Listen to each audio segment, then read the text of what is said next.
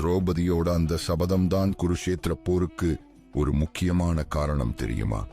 பாண்டவர்கள் ராஜ்யத்தை இழந்து காட்டுக்கு போறதுக்கு முன்னாடி கௌரவர்களோட அவையில ஒரு பெரிய அவமானம் நடக்குது. பாண்டவர்களோட மனைவியான திரௌபதிய அந்த அவையில கூட்டிட்டு வந்து ரொம்பவே அவமதிச்சுட்டாங்க. குறிப்பா ஒருத்தர் வந்து திரௌபதியோட கூந்தலை பிடிச்சு இழுத்துட்டு வந்து அவமானப்படுத்துறான். அந்த நேரத்துல ரொம்பவே கோபப்பட்டு மனம் வருந்தி போற திரௌபதி ஒரு பயங்கரமான சபதத்தை எடுத்துட்டா. என்ன சபதம் தெரியுமா? இந்த கூந்தல் இனிமே முடியாது. யாரோட ரத்தத்துல இந்த கூந்தல் அலசுவேனோ அப்போதான் இந்த கூந்தலை முடிவேன் அப்படிங்கிற சபதம் போட்டா.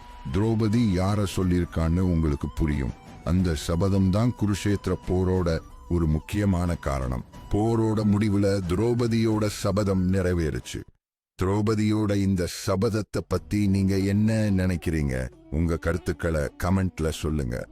இது மாதிரி இன்னும் நிறைய கதைகள் தெரிஞ்சுக்க பாத்தி பயணம் சேனலோட இணைந்திருங்கள்.